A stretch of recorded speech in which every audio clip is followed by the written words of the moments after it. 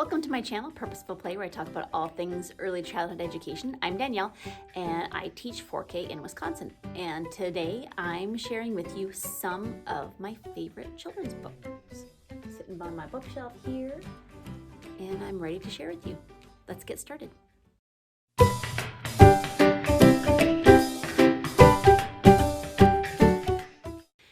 So of course, I love Pete the Cat.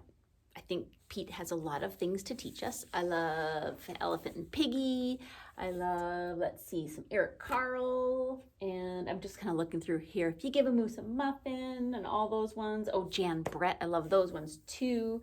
But I wanted to share with you some that maybe you haven't heard of before or maybe aren't as popular. My first one is Stuck by Oliver Jeffers. And I love this book, and depending on how you read it, the kids will find it really, really funny. And what happens is this little guy gets his kite stuck in the tree, and he decides to throw up his shoe, and his shoe gets stuck, and he tries to throw up, and it just everything gets stuck, and he has, like, look at all the things that he has stuck in this tree. They all got stuck. And it's really cute how he finally gets his kite down, and at the end, it has it so, hey, I've got a great idea. And it's almost like this could continue on. Like, it's almost like it needs a sequel. So it's a great discussion. This one I love to do with the tree study. You can put out bigger branches and a bunch of stuff, and the kids can reenact or even create their own story of Stuck to see what they can get up into the tree. So that is one of my all-time favorites. He has other books too that I also love, but this one is my favorite one. Too Much Glue, and this one is by Jason Lefebvre and illustrated by Zach Retz. This one I love to do at the beginning of the year before we give the kids, the wet white glue, because we talk to the kids about what happens when you have or you use too much glue. So a great one for the beginning of the year, and it's silly and funny. That's why I like that one. I've shared this one in another video. This one's a book, it's a board book, and it's a very simple board book, and it's called Heartprints, and it talks about how you can leave your heartprints wherever you go by doing kind things for people. So it's just a good reminder for kids on what you can do to be kind. And then what we do is we cut out a giant heart. It's actually right over there, and hang it up on the wall. And then we have little hearts, and we just write little notes when the kids do something that's a little bit extra kind. So we try to fill in the whole heart with all of our kindness acts. All kinds of families, and it's actually not what you think. It's not really about families. It's more about sorting, and it's just very unusual and cool. The pictures are great, and it's just neat to see how things are alike and how they might not be alike. So I don't know, look at the cute pictures. At the end, it does talk about families, and I like it to talk about sorting. So Mary Ann Hoberman, and it's illustrated by Mark Boutavant. I'm probably butchering everybody's names. I will do my best to link all the books below. These are a couple of Scholastic ones. Thank you, Mr. Panda. I have I'll Wait, Mr. Panda. I'm thinking what other ones I have. And then this one was We Love You, Mr. Panda, which is kind of sad because we can't give free hugs. But it just reminds the kids of the importance of certain things. Saying thank you, patience and waiting your turn, and being kind and giving somebody a hug when they need it. I don't know if you can actually get these on Amazon. I'll have to look. I've gotten all of them through Scholastic, so I actually don't know. This is another one I read at the beginning of the year called Our Class is a Family. Written by Shannon Olson, illustrated by Sandy Sonke. And it talks about how we as a class are as a family and how we come together, what we do together that shows that we are a family. I like the illustrations. I like the diversity in the children. And by the end, we talk about how we are a family in our class. I don't know if you can see behind me right there. Those are our class paintings. So we did three canvases. I couldn't find ones that were big enough, so we did 3 different ones, and the kids did it all together.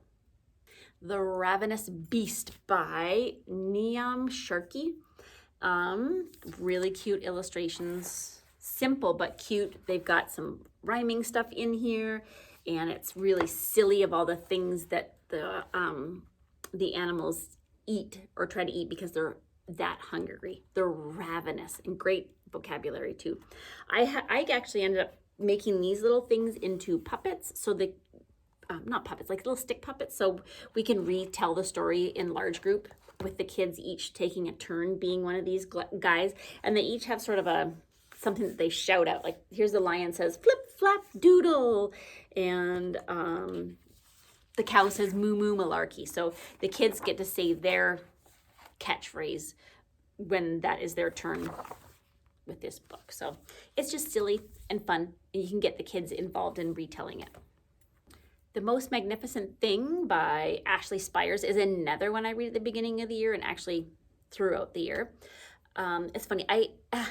After I read a book to the kids, I always say to them, you know, Miss Danielle likes to read books to you that teaches you something, that has a meaning or a purpose. And what is it from, this book? I always ask that at the end of a book. What did it teach you? And this one has a lot to teach you. It teaches you how to persevere and keep trying when something doesn't go your way. It teaches you how to a calm down technique of taking a walk and calming down through that. It helps you be proud of what you make, even if it's not exactly what you think it's going to be. And I always read this book before I open up our makerspace or like our full art center, which it has all kinds of stuff where the kids can just create whatever they want. And then we talk about how you can make a plan, and it could be a plan in your head, or it could be something that you draw or write down before you create something magnificent. And so I always talk about their work being magnificent, and they are creators and inventors and artists. And I just love this one. Actually, I have a couple of copies of it. I don't know why, but I do. Grumpy Gracie. I don't even think you can get this book anymore, guys, by Sam Lloyd. Look at how it has this little hole in it. My daughter's name is Grace, and my sister gave this to Grace when she was little. Grace was sometimes could be a little grumpy. And so this was a book that she gave her, and it is, talks about Gracie, and she is in a really grumpy mood, but how her mood affects other people. And then how she can actually choose to turn her frown upside down. The kids think this book is magic, which is really cool. And how when you have a happy mood, and how that affects other people, and how you feel if you choose to be happy. So I'll have to look for it. I don't know. I thought it was worth mentioning because it is a good one.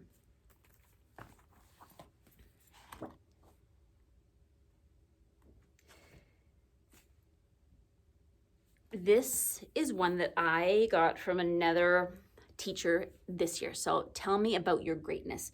It's one that we're going to start.